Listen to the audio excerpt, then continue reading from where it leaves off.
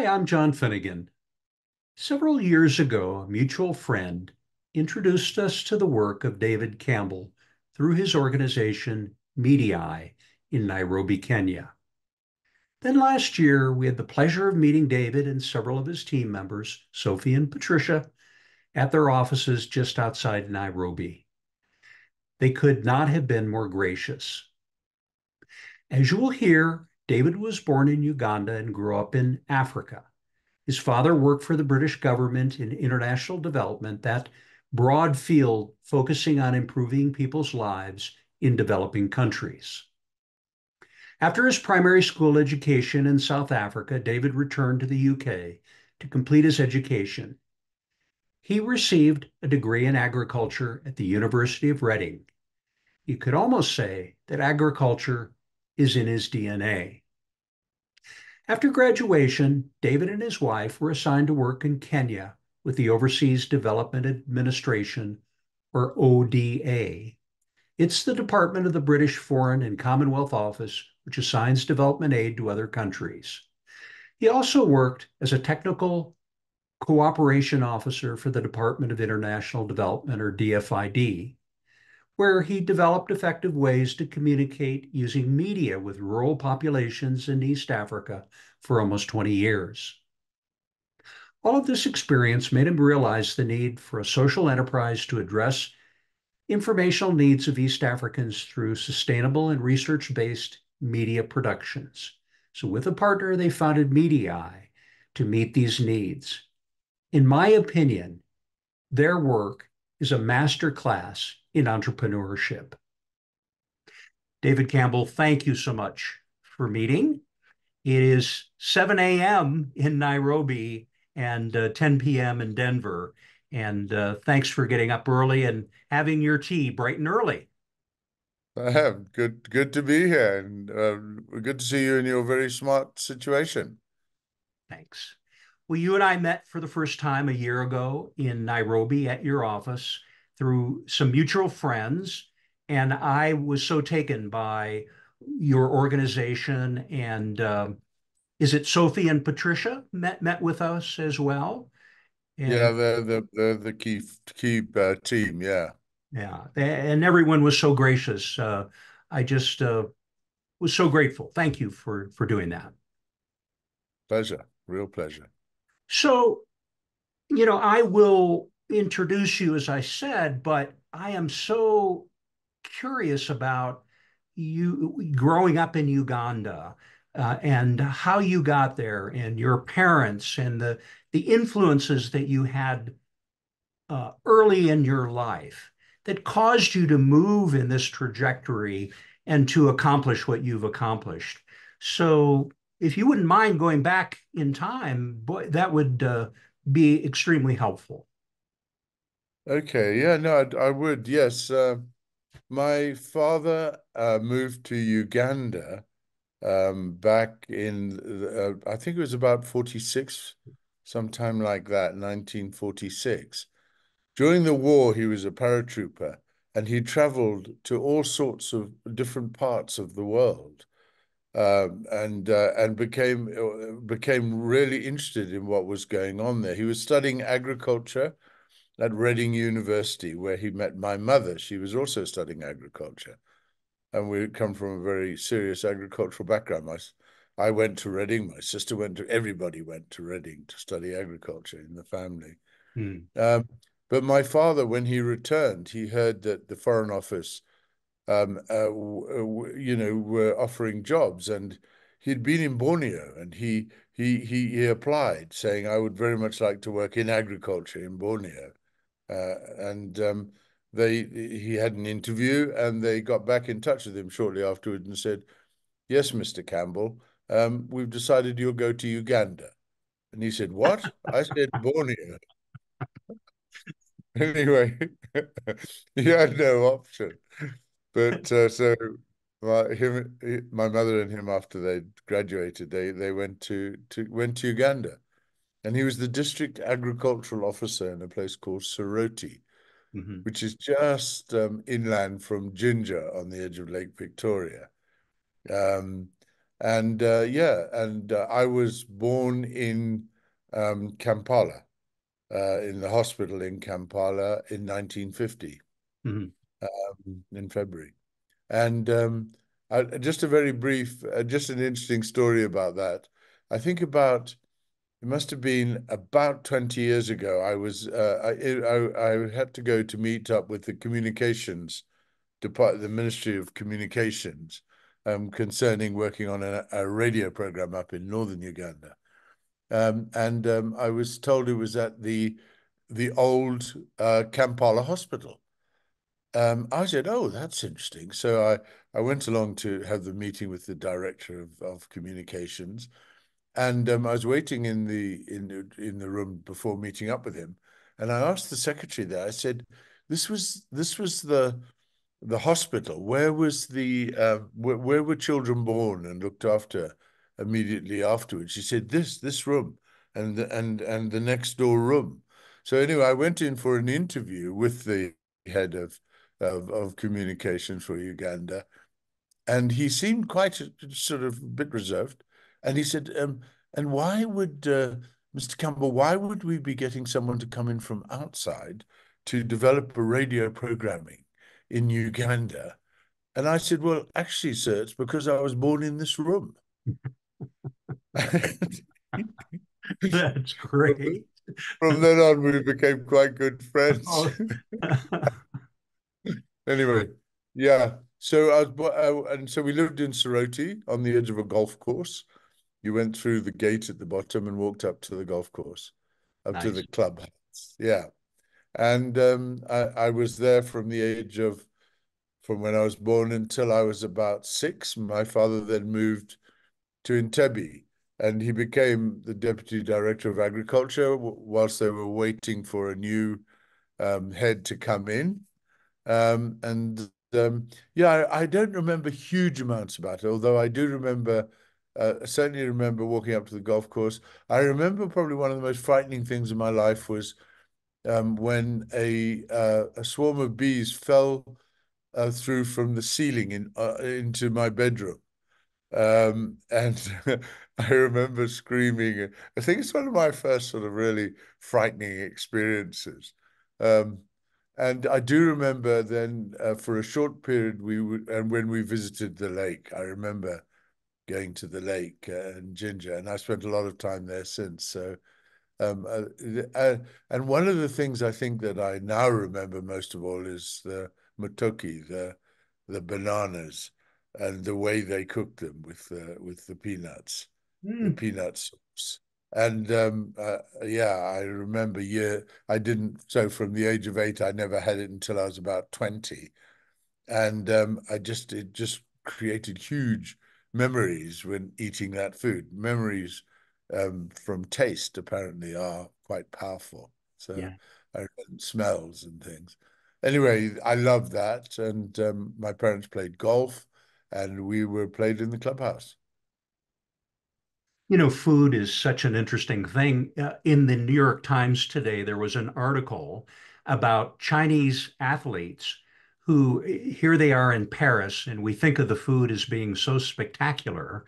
And yet, this Chinese restaurant there is being overwhelmed because the Chinese athletes are saying, I just have to have a comfortable bowl of rice, you know, and the, Yeah, too much bread or too many baguettes or whatever it was. But food is such an important part of growing up, isn't it? And it stays it with is. us through our lives. Yeah, it Mhm, really does. mhm. Um, yeah, so not many memories. I do remember going back on at one point, but the first time, incidentally, only recently discovered the first time that we went to Kenya was when there was a photograph I found about 4 years ago. My sister showed it to me, and it was a picture of us traveling when we were very, very young to Kenya, whilst my father was playing rugby.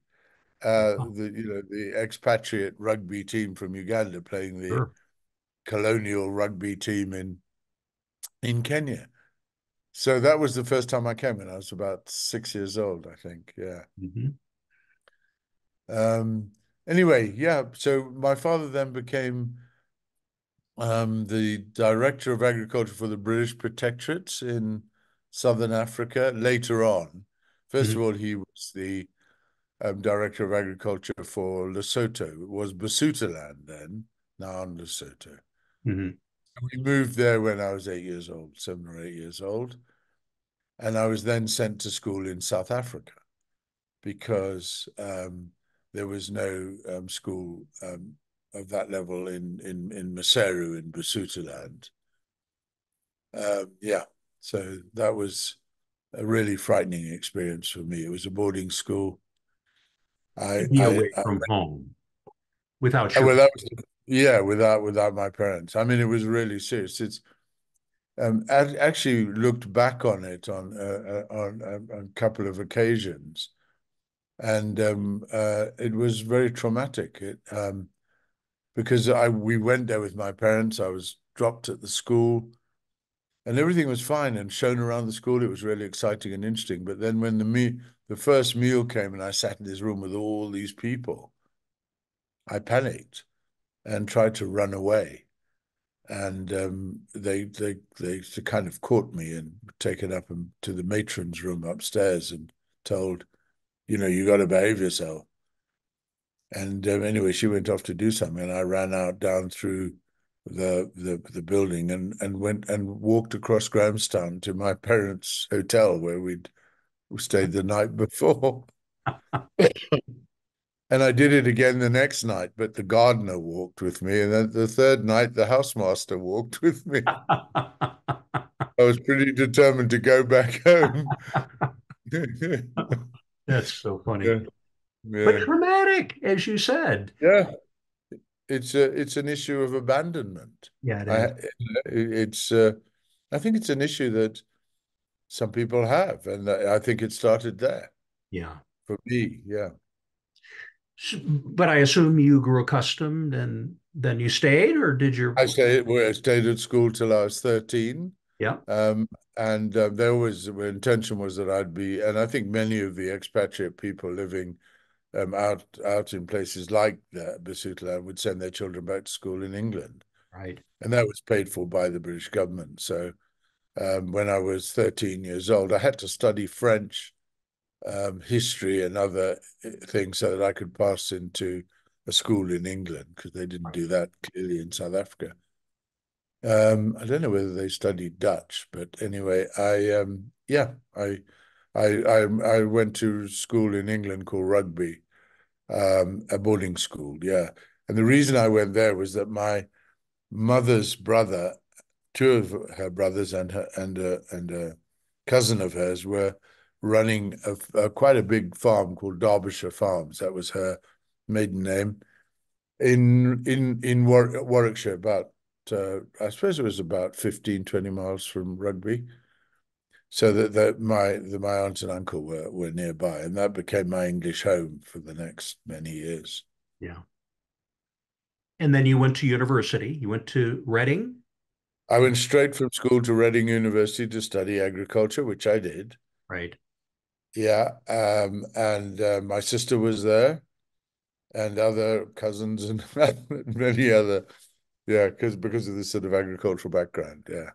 But you thought you were going to be in the family business of farming, Yeah, no, absolutely. I was my uncle David, who was quite a sort of important chap in the British agri in the agriculture situation. He was the vice president of the National Farmers Union. He was the chairman of the Meat Stock Corporation. These sorts of things. And I mean, he was pretty well known. The trouble was that in our family, it was mainly girls. There were no boys, and the land that was being leased at the time, as I understood it, right? um, it had to be passed on to a boy. And well, my mother was still very much part of the company, Derbyshire Farms Limited, that ran this. She was a shareholder in that. So it was kind of fingers were pointed at me. Look, you're the only bloke around. You better shape up and come and do this. And I'd been from the age of 13 until I was 18. I spent many hours sitting on tractors plowing and I mean, and looking after sheep, and I mean, spent all my holidays basically working on the farm Yeah. and enjoying it, and shooting lots of pheasants and ducks and things like that. Which, yeah, so it was kind of planned, but there was a certain incident that sort of changed my mind about whether farming was started to change my mind. I don't know whether this is relevant. You can edit it out if you think not, but I think it was in my end of my first year at university. I went over to visit a friend in another hall, and and for the first time in my life, I listened to Led Zeppelin with a set of headphones and smoked a joint, and my entire life changed. I suddenly realized there were far more important things in the world than studying agriculture. Oh, that's a great story. Yeah, I really did. It had quite an impact. And I then actually got very much into the music area. I got involved in the social. I became sort of assistant to the social secretary in music, and got into a lot of live music, and it became a very important part of my life later on. Wow. Um, yeah, it did. I didn't know that. Yeah. Yeah, yeah. So something happened that caused you to change your mind. Well, I began to think differently about the agricultural issue, although it was still important. I carried on, passed my exams in the second year. Right. I don't know if and you know and um, I'm going to move on out of university now. Yeah. Um, at the end of the second year, I got on my motorbike and raced down to Sussex University, where my girlfriend was, to tell her that I'd passed my exams and what were we going to do for the summer. My Yeah. first ever friend, and discovered she was having an affair with a friend of mine from school. So I raced back to Reading, Yeah. borrowed £65 from my sister, and Mm. decided I'm going back to Basutoland. I'm going. That's my home. Yeah. I'm not having any more of this. Right. And I could only afford a ticket to Nairobi, so I flew to Nairobi here, and then hitchhiked down to Basutoland, to Lesotho, Basutoland, down through Tanzania, Zambia, Yeah. Zimbabwe, and South Africa. Yeah. Um, and it was during that time I really, waiting on the side of the road. I even stayed with some families, when I'd got dropped off somewhere, and just met up with so many people on the road and saw what was going on. Hmm. Uh, and then later on, when I left Basutoland, I got a letter. I got a job there as doing pony treks in the Drakensberg. Hmm. Excuse me. Spent a lot of time again up in the hills with the Sesotho people, living along the edges of the rivers and seeing, what was going on. And I kept thinking to myself, but no one's really telling these people, because I really need to know the Right. 4 different varieties of grass that are needed at the 3 different altitudes of the Welsh hills for the 4 different varieties of cows. Right. And I just thought, why on earth do I need to know all this? Yeah. Here we are, there are people still spreading their maize by hand Hmm. into the fields rather than planting in rows. And gosh, I don't know when it was we were started planting in rows, but anyway, it just became very very clear to me that I began thinking along those lines. We need, if I want to help this, I need to try and get information and support people to farm differently. I was thinking as you told that story that your education now moved from textbooks to a different form, the education of life through meeting Yeah, people and traveling. Um, did you see it yeah. that way, or you know? Well, it certainly impacted me in a way. Yeah, I realized that there was, yes, studying at university, all these detailed, issues around, livestock and all the and visiting and farms and doing this. And having worked and lived on a farm, for quite some time, um, that actually the issues in Africa and the the difficulties people were going through and the levels of poverty and so on. It could, yeah, it was what life was really about for people who needed who um were did not have the resources or the understanding of how they could improve their agriculture. What year is it now? I am now, I think I am 20. I set off when I'm 20 years old. Hmm. Yeah. I went to Reading when I was 18, 19. So 18, 19, 2 years. Then yeah, it was We're in now in the 1970s, right? The early yeah, 1970s. yeah, And you've got this formal education under your belt. Now, one way to say it would be your real education is beginning to take place. yeah, A lot happened between the 1970s and when you formed the Mediae company or organization in 1997.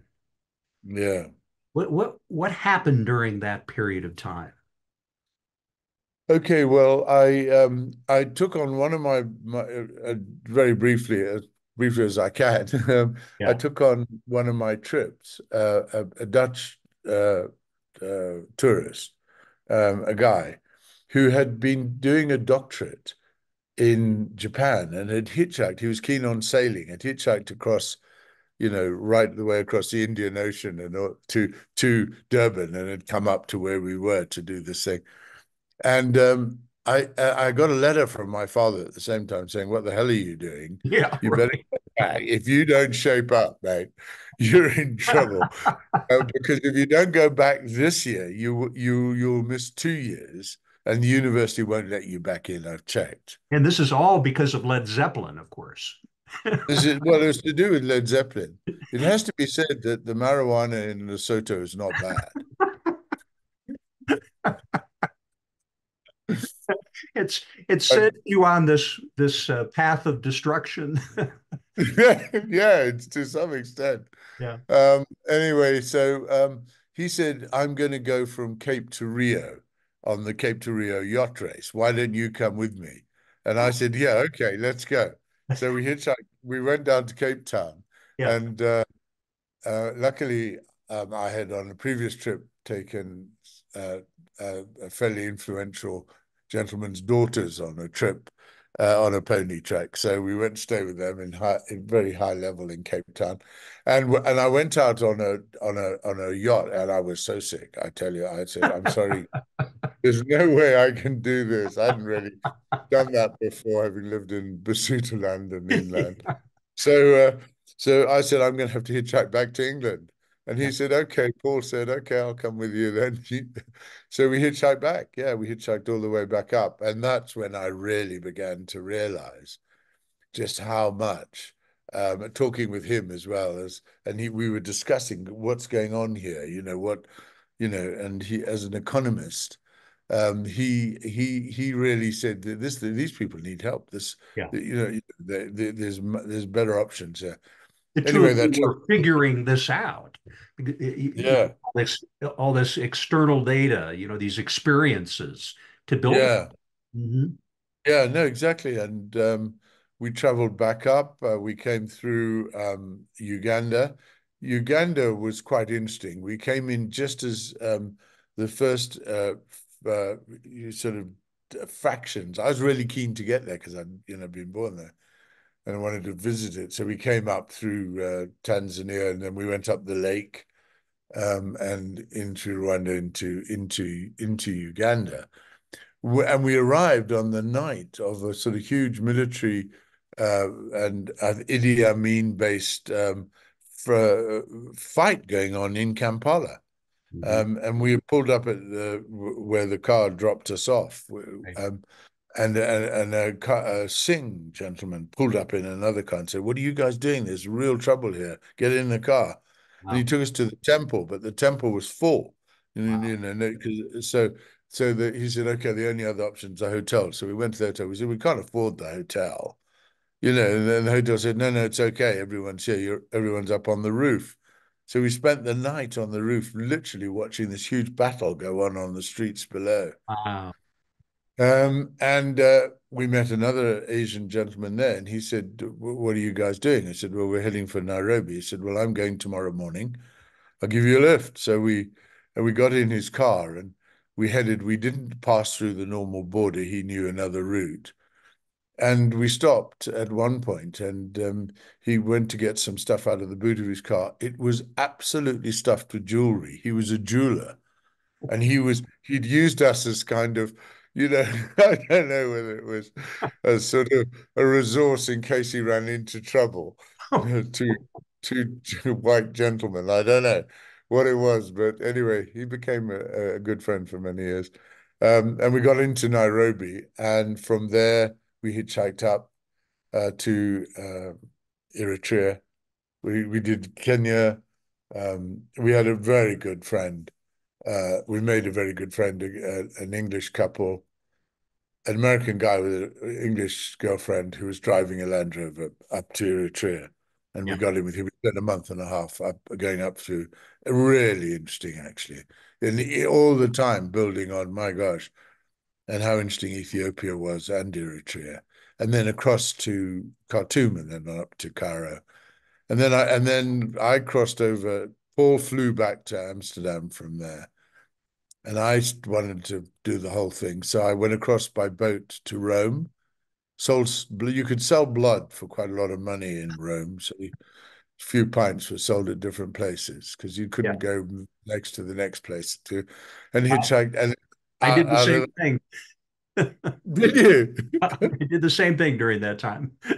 Oh, really? How interesting. Yeah. Anyway, yeah, and got back to England and went back to Reading. Hmm. Uh, and said and met with the agricultural department. They said, yeah, very interesting, and also met up with the agricultural extension department, Yeah. agricultural rural extension department there, AEID, and I didn't know they were there, but I became very interested in that. But then I said I want to look at media. And the only place I could find was a brand new course, pretty well. I think it had been running 1 year, which was about typography and graphic communications. Yeah. I mean, you couldn't really do much media studies at Right. that time in England, and certainly couldn't at Reading. Right. But they did this. They just started this, and so I looked at that, and they asked me what I wanted to study, and I said I wanted to study how do you use images to communicate with semi-literate people. That's Wow. what I'd come to the conclusion. Yeah. I'd figured that would be really good, and that's what I did as for my dissertation at the end of my 4 years there, studying typography and graphics and printing and design and graphic communications is a very interesting subject because it's all about how do you use images and stuff to actually educate people and support people. So the classic example is the London Underground map, Yeah. things like that. Yeah. David, though, you came back a different man. You went on an adventure and came back. Your parents had to have been delighted that you came back. And did they assume that you were going to stay then? I'm not sure. My father, they'd come back, to England, uh, like 2 years before, Right. from Basutoland, from Lesotho. And my father was working with the Soil Association it's the Organic Farming Center. It's the Organic Farming Center. Hmm. And in fact, did an incredible job. He got the first organic vegetables into a big supermarket, Sainsbury's, and I'm not sure which the other one might have been Marks and Spencer's. I'm not sure, but they'd got the first really begun to get vegetables, organic vegetables, and to move the organic system forward. Yeah. Yeah, and so I could work there, and he was very supportive. Both of them were very supportive, and they were fine that I was changing. Yeah, that wasn't an Yeah. issue. So yeah, Right. and understood what I was talking about. Yeah.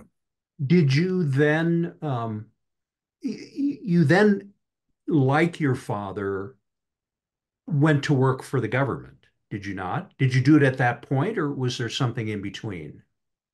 Well, I did my degree, yes, and then we started working with the Agricultural Extension Rural Development Department, and Okay.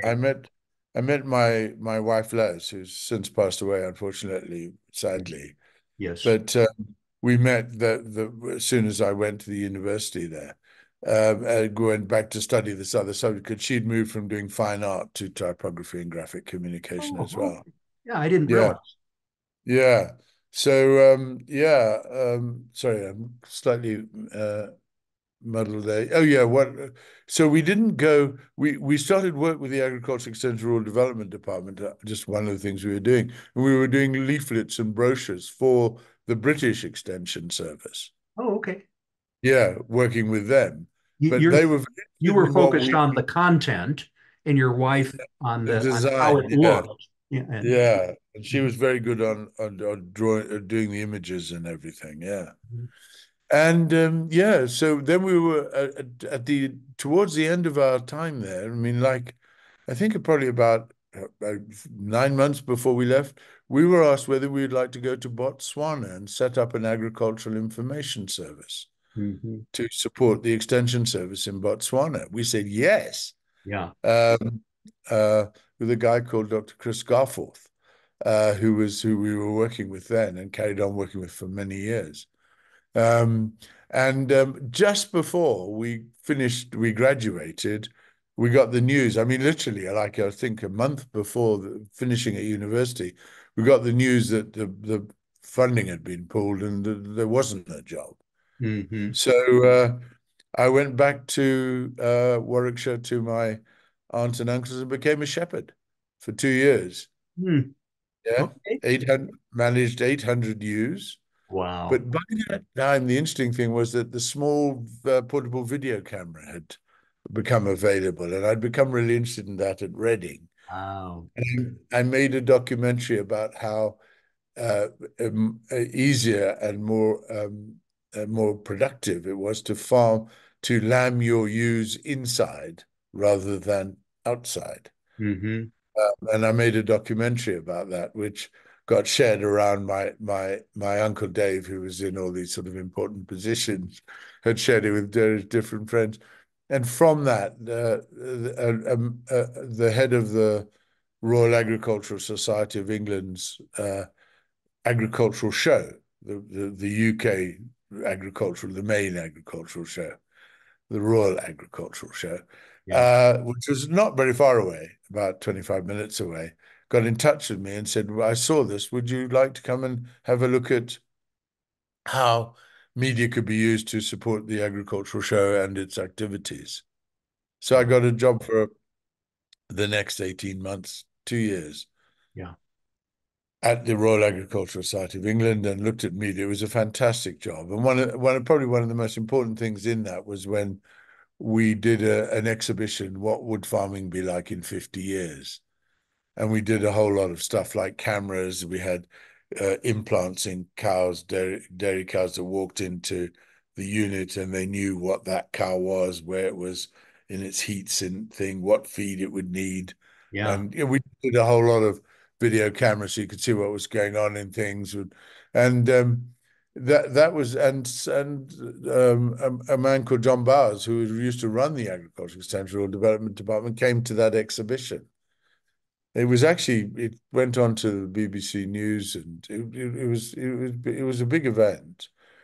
And after it, he said to me, David, we're looking for somebody who might uh, want to work in Kenya to do that job we talked about in Botswana, but it's now been moved to Kenya. And I said, well, what do I do? And he said, we'll come for an interview. We'll send you a letter and you come for an interview. And he said, what do you think the title of someone who went there would be a good idea? And I said, well, how about use of media to support improved rural livelihoods? He said, that's not a bad idea. And so I then got a letter saying, would you please come for an interview on the subject of how to improve, media could improve the rural livelihoods.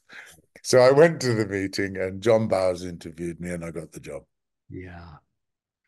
And So I came out now to, it is somewhere between 1977 and 1980. When it's did you? 1979, January 1979. Okay. So you made the move in 79 Yeah, and to Kenya. yeah, And I came in more on the media side, the British government, which was then called the Overseas Development Administration, which my father had worked for years. yeah. Um, he, I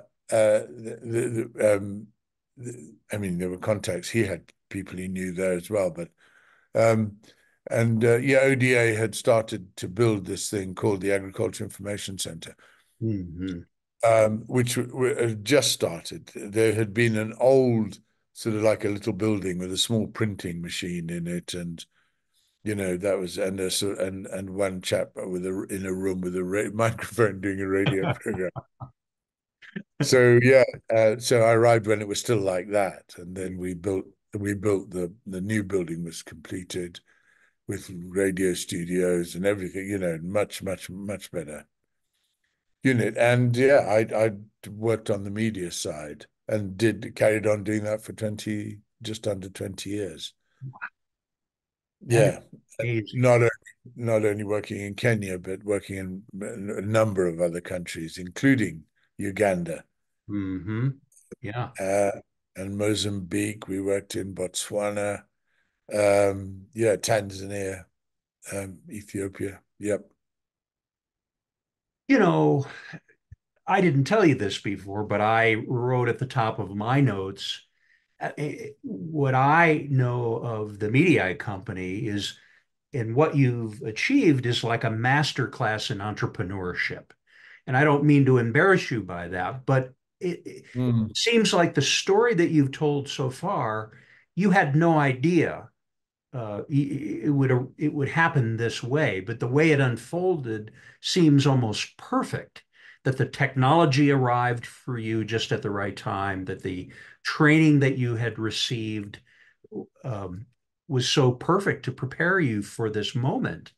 And then mm, the actual almost 20 years of experience that you had prepared you. Um, what caused you at the end of that time with the British government to say this? I want to build a company. I want to build an mm. organization. Well, I think I mean what was very clear was that as first of all, ODA changed to DFID, the Hmm. Department of International Development. So there was a change in the way things were being managed and operated. Yep. But I think the important thing was that I could see that if it carried on managed by government, Hmm. it wouldn't have the potential impact it could have. Hmm. That it needed to go commercial or quasi-commercial, or it need to have a different structure where it could actually operate in a commercial way. Because it would be more, you'd have more flexibility to move where you needed to move. Why do you say You that? would be able to access other sources of funds. Right. You could work with the commercial sector Right. more easily. Decisions on what programming was going to be made didn't have to be governed by government, but could be governed by the partners that you were working with. Yes. It was clear to me that really, I mean, having been there and seen what was going on, I understood that, hang on, we need to be able to be not only government, work with the government, but we also need to be commercial. So parastatal type activity was what I was thinking.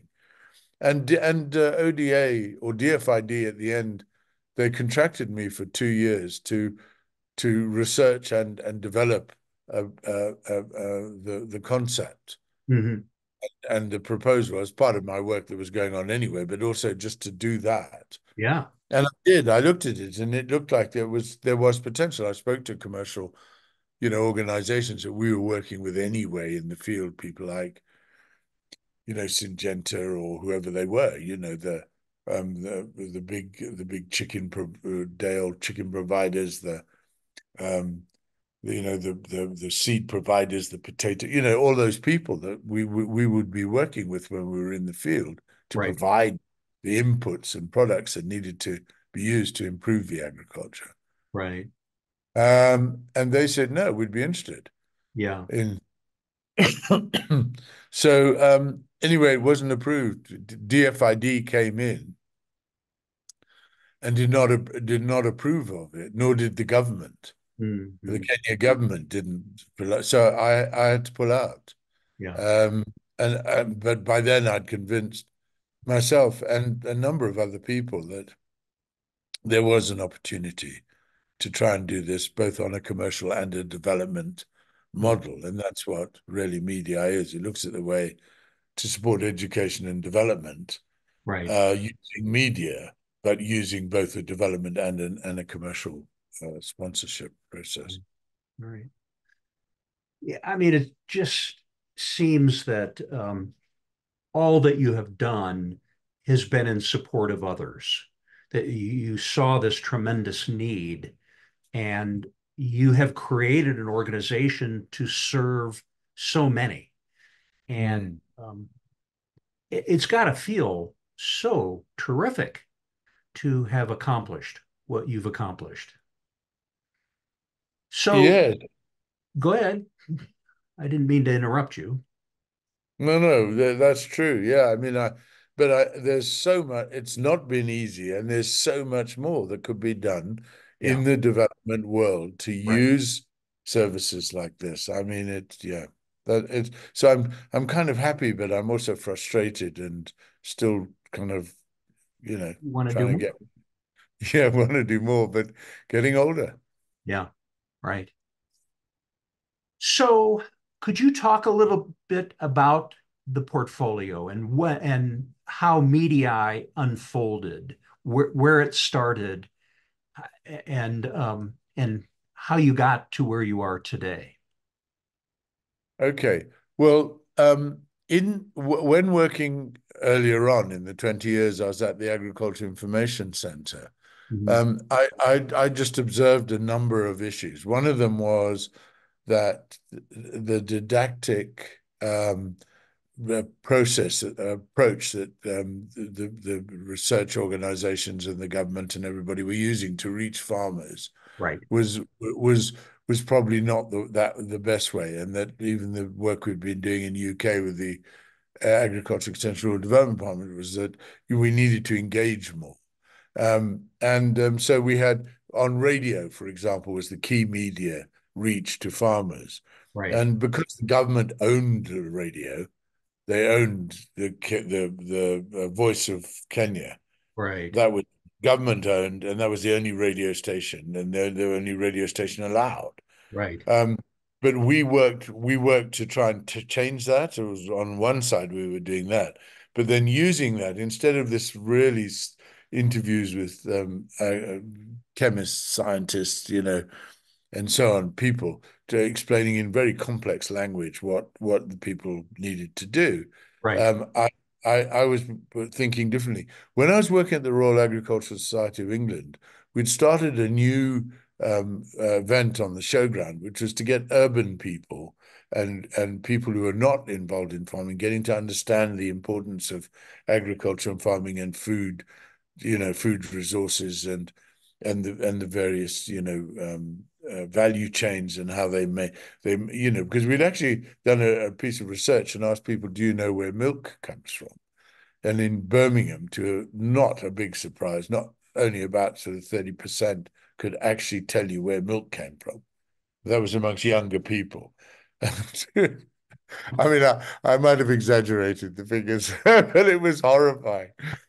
Anyway, so yeah, and we brought in an organization called the Archers. mhm, It was a radio drama set up during the Second World War to mhm. get people to grow more food because there was food shortages coming because they were no longer able to get food in from Europe. Yes, Uh, because of the war. So there was this huge effort to get people growing more food. And I actually had listened to it whilst I was at university, whilst I was back in England, and really liked it. Mhm. It was drama, but it was all about how to, look at farming as a business, and but also to look at it as a food source for yourselves. And we brought them in to promote. So at our event, we actually got the archers to come and say, "Oh, we're all off to this fantastic event." Went out on the radio on the BBC to kind of get more people involved. And I really thought, gosh, this works, and it did work. So I became really interested in that issue of using entertainment and to educate. Yes. So so meeting people's information needs, but entertaining them at the same time. Yeah. And I just thought that's the model. So I that's what I decided I'd try to do in Kenya. It took me some time, Mhm. but in by 10 years after being here, um, I managed to persuade the government that we could do a drama series on radio, and we did an initial one in Kimeru language, and that's when I met Kate Lloyd Morgan, who became our partner in the business. Um, and she was doing research on the impact of agricultural activities on women in Meru. And so she did the research on the impact, and it showed a huge number of people had listened to the radio program, and the actual impact could be measured. It was said at the time, if you wanted to have an affair, the Mhm. best time was 8 p.m.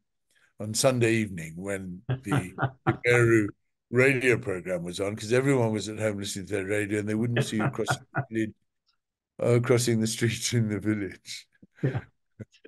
And we actually had to cut to one of our actors, radio actors, out, one of our voices, because he was off to Makerere University in Uganda, and we had a funeral for him. He was run over, um, and uh, and we got money sent to us for the funeral. So we decided this was pretty impactful. Yeah. Yeah. So we then changed it into Swahili, Yeah. and it became at one point the most popular radio program in Kenya.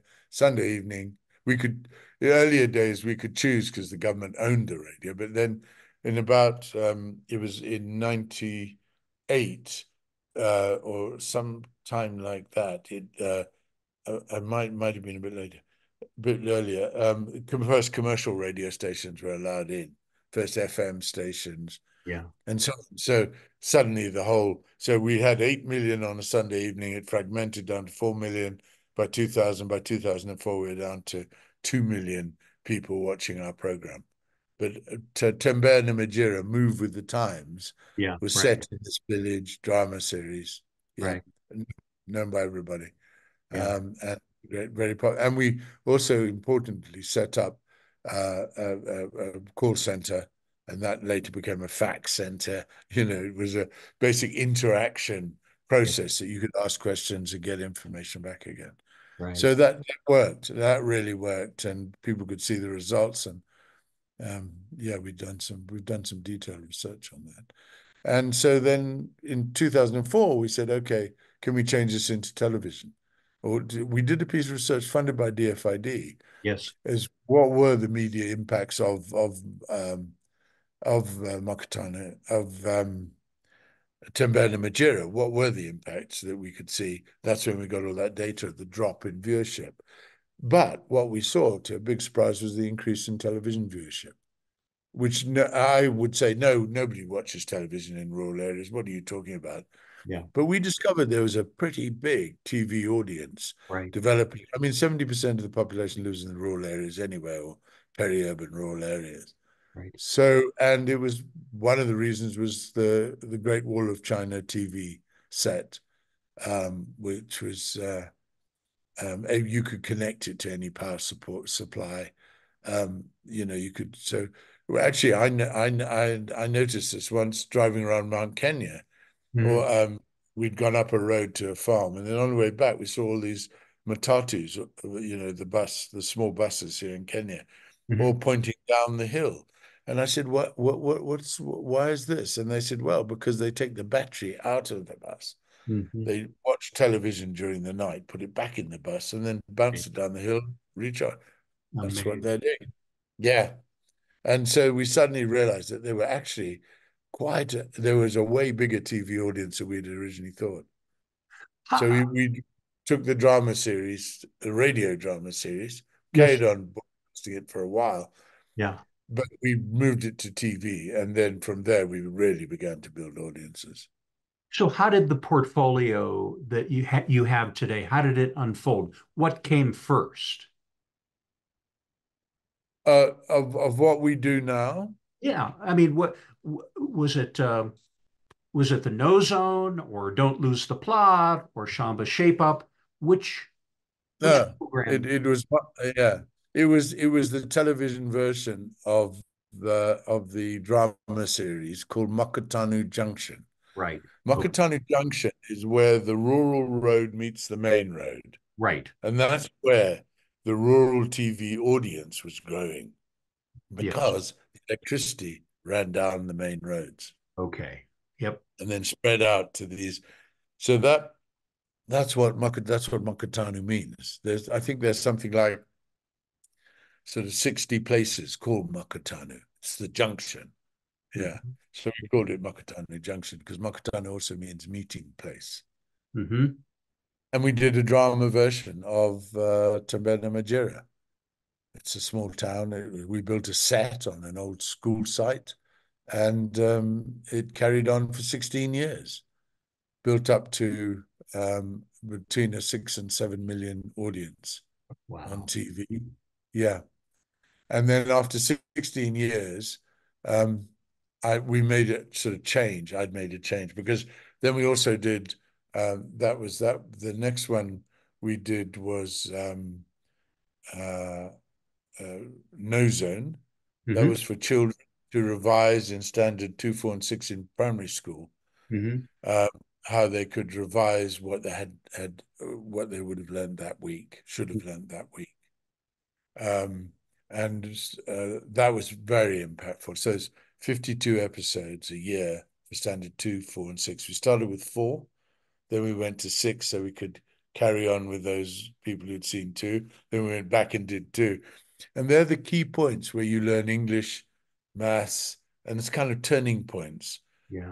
And it was mainly initially funded by DFID to support more girls getting into secondary school education because they had to write their exams in English. Mm-hmm. The reason they were failing was that their English. I mean, it's a very interesting piece of research that we were able to work from, showing that because girls spend more times with their mothers Mm-hmm. and their fathers tend to travel, were beginning to learn English, whereas back at home, the girls were staying with their mothers and they had also lower levels of English capacity. So, yeah, and as a result, more girls started going into secondary school than boys. You know, I, you're such a great storyteller that I'm kind of getting lulled into, oh, we just launched this program and we went to the next one. But you had to hire script writers and business people and camera crews. I mean, there was a lot involved. And before all of that, you had to raise the funds. Yeah, the big issue, the difficult issue, the real advantage that I had was that I had worked for 20 years with DFID, Right, with ODA, right, and the people who were in ODA had been working in different parts of Africa and in the development sector. right. And so they saw these impacts. And Mm, so they were very keen yeah. to come in and support. I would just go and say they'd tell me to come when in the 20 years I worked for them. They'd say, Campbell, could you come in and tell us what you're planning to do? And Yep. I'd say, well, I'm thinking of this. Okay, write us a proposal. Okay, fine, we'll send you the money. Nice. Now, and then DFID and the sort of the requirement for all this management and financial management and I mean, now these development DFID and the development organization was just it is basically consists of management consultants and people who are experts in making sure that the money gets spent right and do this, and it's not about not being managed by people who'd spent their lives in already, working in the field. Yeah. I mean, I remember that all the people I worked with, some of them knew my father. They'd worked in Uganda or met him and so they were all, they'd been around for as many years as that. Wow. Yeah. And I did actually look once at one point at DFID, and it seemed to me like about 70% of the people in the office had not been in Africa before. Mm. So it became a different issue as we went on. But luckily, we had both the commercial and the development sector, Yeah. and luckily there were. And now more and more people became interested in how media could be used because for very low costs. Yeah. So if you look at our TV series Shamba Shape Up, Right. which we now run, which is a makeover on smallholder farms, Hmm. we're reaching we're on series 15, so the 15th year we've been doing this. Wow. Um, and at the peak, we were reaching 8 million people. We Wow. were reaching, and it's in English and Swahili. On Saturdays, it was 2 million, and on Sundays, it was 2.2 million in Swahili. Um, and those are households. And then when we did research, we do a CAP study, knowledge, attitude, practice, pre and post, every series that we've done. Um, we saw quite clearly that there were, and one question we asked is, how many people do you view the program over the age of 18? Right. It grew 2 people, 4 people. So it was literally 12% to four. I think it was 13% for, 16% were five, 10% were watching with 16 other people. So if you multiply four households Right. by we just multiply it by two to get 8 million. But Yes. actually, we got no idea how Right. many people are watching the program. But And, basically, local friends and neighbors moved in to watch it. and so many people not in agriculture are so interested in the program as well. Yeah. And so many people living in the cities in Nairobi, Mm. many people that come from the rural areas Yeah. over the last, been a movement from, and those are the people earning cash.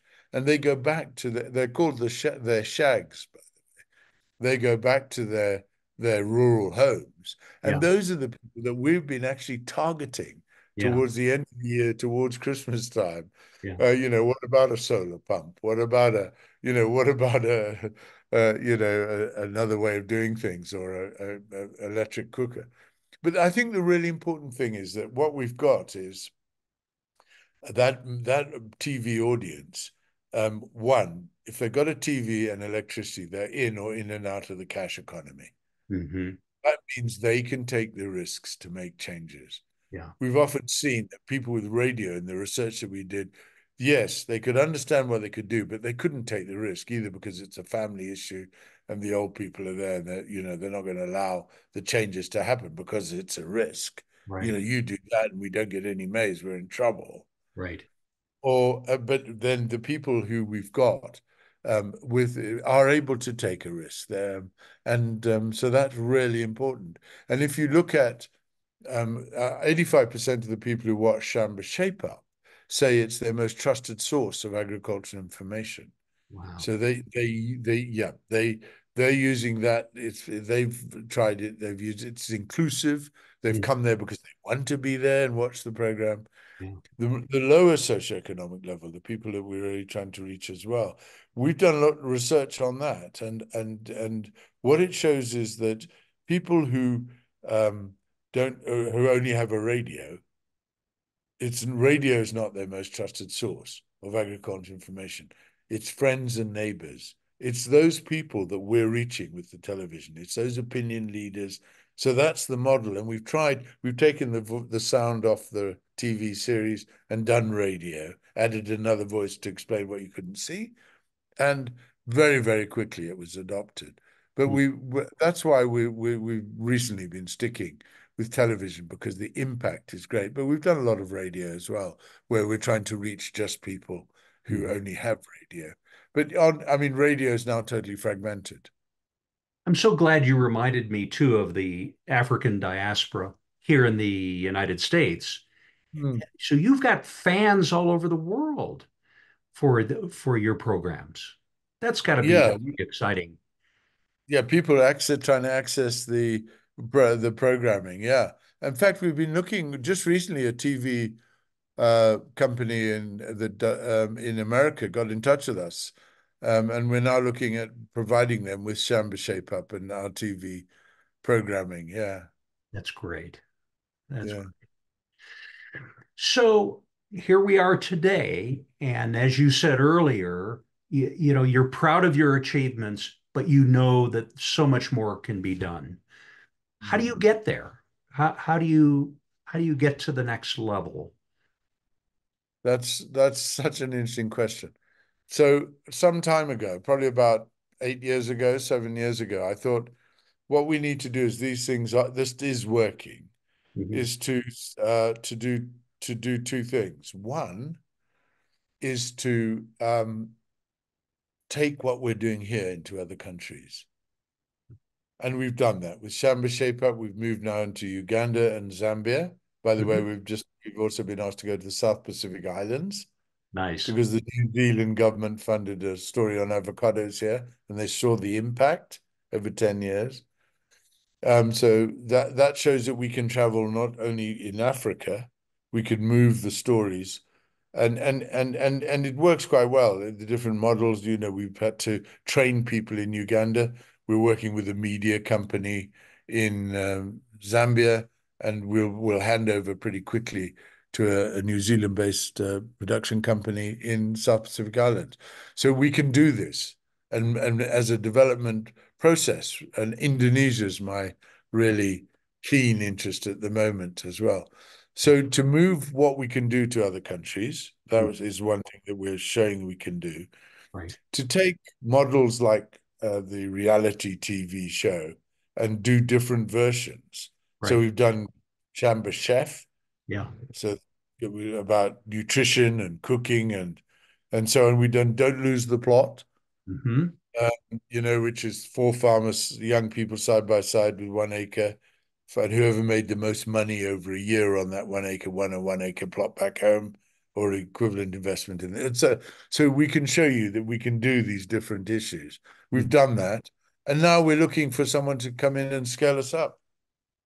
Hmm. That's what we're looking for. We're looking for a commercial organization or a development organization to come in and scale Mediae up. So and the profit is there. We've doubled our profit in the last 2 years. Yeah. You've proven that. Yeah. We Mm. doubled our incomes. We don't have any profit. We only have income, which then gets reinvested. Gotcha. Yeah. I under, Yeah. yeah. David, I could listen to you for hours, as you know, Yes. and I very much appreciate you spending this time with me, but I'm concerned you need to get on with your day, and so much needs to be accomplished. What Before I let you go, what question or questions have I not asked that are important topics that you think should be talked about today? I think one of the interesting things that is about how we mix the commercial and development sector Hmm. in this process. So we started off all development, but now we're mixing commercial and development. So when things don't go well, Yes. because of climate change, Hmm. we've had drought, then we had flooding this year. Right. The commercial providers like the feeds, the fertilizer, the all these people, they don't get sales because the farmers don't have money because they didn't do very well. Hmm. They haven't got money to invest in the process. Then we go to the development sector. Yes. When things are going well, the development sector, it's not easy getting funding in the development sector, as you probably know. Yeah. But there are good partners that we do work with.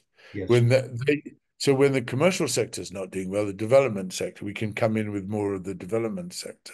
Hmm. We have to have those two, and how you work with both of those Hmm. is really an interesting issue, and how we could stabilize that Right. and make it.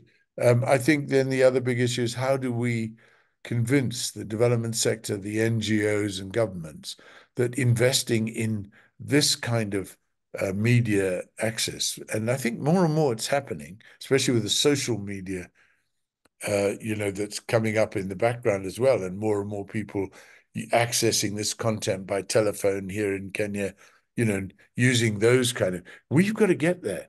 We've got Right. to be there. We've got to be someone go on their phone and go chicken house, you Right. know, feed and get a one minute video clip on how to do that. Boom, off I go and start doing it, and then get a written out document, and so on, so on. There's so many opportunities and AI, where people can call on the phone and say, what is this, an USSD type system, which then types up what the question was, and boom, boom, gets an answer, or links to a video clip. All those kind of, they're huge opportunities going forward, and people are accessing them, and we need to be there because this is inclusive. Yeah. People decide they want to do it, they go to get it, not us running courses on the ground, insisting, Hmm. picking the people, huge costs. Hmm. Let people make their own decisions. How did you get connected with USAID? We've worked with USAID on different issues for quite some time. We put a bid into DIV, yeah, and they've seen they're keen. Yeah. DFID is not interested. It's become now the FCDO, Mm. and it's very hard to access them or to Mm. find funding. Although I worked for them for 20 years, Yeah. but Yeah.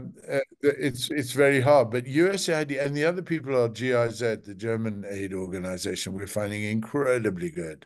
Good. At, yeah. So I think there are organizations that have people within them that are open to this idea. Yeah. And we need to promote it. We've got to promote it Right. using media and social media as Right. a way of reaching everybody, because now we can educate, now we can develop. This was a real gift for me for you to do this, and I'm very grateful. Thank you. I'm so grateful, and it's really great to have you, to be with you here. Well, let's continue the conversation, and if I can be of assistance to you, I'd very much like to do that. So, All right. And when are you coming out to Nairobi? well, because of the surgery that I had recently, it's going to probably be another 11 months or so. So, Oh, okay. but we'll be Yeah. back. Yeah. All right. It'd be so good to see you. Thank you, David. Have a wonderful day. Thank you.